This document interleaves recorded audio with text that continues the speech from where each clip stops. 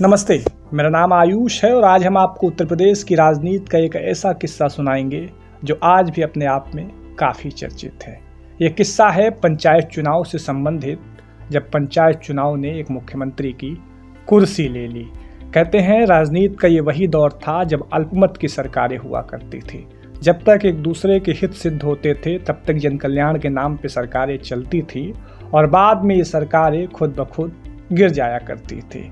6 दिसंबर 1992 की तारीख थी जब बाबरी मस्जिद का विध्वंस हुआ।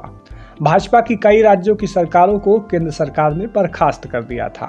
इसमें उत्तर प्रदेश में भाजपा के नेतृत्व वाली कल्याण सिंह की सरकार भी थी। कहते हैं कि बाबरी मस्जिद का विध्वंस कराने में कल्याण सिंह का एक अहम रोल था। भले ही वो प्रत्यक्ष रूप से नहीं लेकिन परोक्ष रूप से जरूर शामिल था, क्योंकि राम मंदिर भाजपा के एजेंडे में शामिल था। उसके बाद उत्तर प्रदेश में चुनावों की तैयारी होने लगी, पर समाजवादी पार्टी के मुखिया मुलायम सिंह की राह आसान नहीं थी। जनता दल का विभाजन हो चुका था और मुलायम सिंह खुद को राजनीति में स्थापित करने के लिए लगे हुए थे। अधिकांश सांसद विधायक बीपी सिंह के खेमे में जा चुके थे। साल 1991 की मध्यावधि चुनाव में भी मुलायम सिंह को मुंह की खानी पड़ी थी, जब चंद्रशेखर के नेतृत्व वाली समाजवादी जनता पार्टी के मात्र 5 सांसद और 27 विधायक बामुश्किल ही जीत पाए थे। बीपी सिंह के नेतृत्व में एक मोर्चा गाजियाबाद से संचालित हो रहा था, जिसमें लालू प्रसाद यादव जनता दल, अजीत सिंह लोकदल और ओम प्रकाश चौटाला का हरियाणा लोकदल आदि मुलायम सिंह को जनता दल छोड़ने का सबक सिखाना चाहते थे। मंडल आयोग की अनुशंसा लागू होने के बाद मुलायम सिंह जिस तरह से चंद्रशेखर के साथ गए, वह सामाजिक न्याय वाली ताकतों को बुरा लगा। अब राजनीति में मुलायम सिंह का वर्चस्व हो रहा था, उनका नाम बढ़ रहा था और उनको हराने के लिए सब लोग प्रयास में जुट गए। पर कांसी राम की बसपा राज्य में पहली बार सपा से तालमेल कर उत्तर प्रदेश में राजनीति की एक नई दिशा तय कर रही थी। उन्हीं दिनों लखनऊ में एक विशाल जनसभा का संयुक्त आयोजन किया गया और वहीं नारा दिया गया कि मिले मुलायम कांसी राम, हवा में उड़ गए जय श्री राम। उत्तर प्रदेश के वर्तमान में एक सुनहरी घटना थी। वैचारिक टकराव, असहिष्णुता और बदले की भावना में चुनाव हो रहा था। तब बीपी सिंह और उनके विरोधियों को यह एहसास तक नहीं था कि समता, साझेदारी और संघर्ष धार्मिक भावनाओं से आगे निकल जाएगा।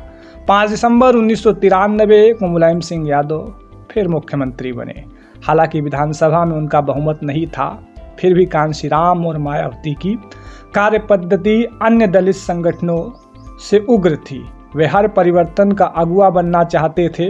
कई अवसरों पर तो ऐसी तस्वीरें छपती थी कि जिसमें लुंगी लपेटे कांशीराम कुर्सी पर बैठे होते थे और मुख्यमंत्री मुलायम सिंह सामने खड़े देते थे। मुलायम सिंह सपा को बड़ी ताकत बनाने में लगे हुए थे। सबसे पहले उन्होंने जनता पार्टी में सेंध लगाकर बीपी सिंह के सबसे करीबी कुंवर रेवती रमन सिंह समेत दर्जनों नेताओं को अपने पाले में किया, जिससे जनता दल में उनके रिश्ते खराब हो गए।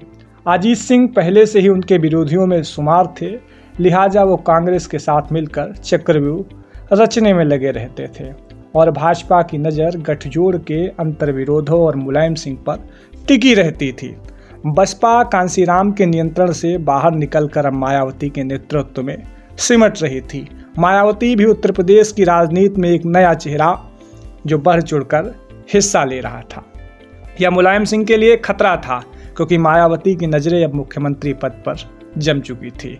मई 1995 में राज्य में करीब 75 जिला पंचायत और 400 ब्लॉक प्रमुख के चुनाव होने थे। मुलायम सिंह ने अपने कार्यकर्ताओं को निर्देश दिया कि सभी जिला पंचायतों पर सभा के अध्यक्ष चुने जाएं। किसी एक दल का चुनाव चिन्ह के तले दल बहुमत में नहीं था। ऐसे में सभी दलों की निगाहें चुने गए कमजोर वर्गों के निर्वाचित प्रतिनिधियों पर थी। कहा तो ये जा रहा था कि सभी जनरल सीटों पर सपा के और रिजर्व सीटों पर बसपा के उम्मीदवार चुने जाएंगे। दोनों एक दूसरे की मदद करेंगे, पर ठीक इससे उलट था। चुनाव मैदान में ऐसा नहीं दिख रहा था। कई जगह सपा और बसपा के कार्यकर्ताओं में तकरार हुई। सबसे रोचक घटना हरदोई जिले की थी, जहां एक दलित महिला निर्वाचित हुई थी। प्रतिनिधि को सपा के लोगों ने अगवा कर लिया, जिस पर काफ़ी बवाल मचा। मायावती का आक्रामक होना अब स्वाभाविक हो चुका था। भाजपा पहले से उस महिला की उम्मीदवारी को अपने पक्ष में करने का दावा कर चुकी थी। सपा की राष्ट्रीय कार्यकारिणी की बैठक 1 जून 1995 को आयोजित हुई। मुलायम सिंह उस बैठक के बाद सत्यपाल मलिक और मुख्यमंत्री के आवास पर ले गए। इस बीच यह संदेश प्रसारित होने लगा कि सभी पार्टियों के नेता मुलायम सिंह के अल्पमत होने का दावा कर रहे हैं। मुलायम सिंह सचमुच बहुमत खो चुके थे। कांशीराम को मुख्यमंत्री बनाने की बात एक बार फिर उठी, पर कांशीराम जी अस्पताल में भर्ती हो गए और प्रचारित कर दिया गया कि वह संवाद करने की स्थिति में नहीं है। लिहाजा मायावती मुख्यमंत्री पद की दावेदार हो गई। सपा के कार्यकर्ता इस घटनाक्रम से बहुत ज़्यादा क्षुब्ध थे और बदले की भावना से भरे हुए थे, क्योंकि 1993 में चुनाव भाजपा द्वारा अयोध्या में की गई कार्रवाई के विरुद्ध जनमत था। सपा का मानना था कि ऐसे में भाजपा का हाथ मिलाना अवसरवादी फैसला है। गेस्ट हाउस कांड हुआ, उस पर उत्पन्न हिंसा हुई और गवर्नर मोतीलाल ने मुलायम सिंह को बर्खास्त कर दिया, जिसके विरोध में सपा प्रदर्शन करने लगी। सामाजिक परिवर्तन को चाहने के लिए वह एक आघात था। पिछड़ों और दलितों की जिस एकता की वकालत अंबेडकर और लोहिया करते थे, वह सपना टूट चुका था। यद्यपि समय समय पर पाबंद लगाने का काम होता रहा है, पर यह खाई काफ़ी बढ़ चुकी है। अभी कुछ दिनों पहले भी लोकसभा चुनाव में सपा और बसपा साथ आए थे, लेकिन ये एक बात ही रह गई। बाद में मायावती ने अपने को खुद से इस गठबंधन से अलग कर लिया। राजनीति में ये एक बड़ा सुनहरा मौका देखा जा रहा था कि जब उत्तर प्रदेश में सपा और बसपा कई सालों के बाद फिर से करीब आए थे। आप वॉक्सी टॉक्सी हिंदी को देख रहे हैं, मैं आयुष तिवारी हूँ।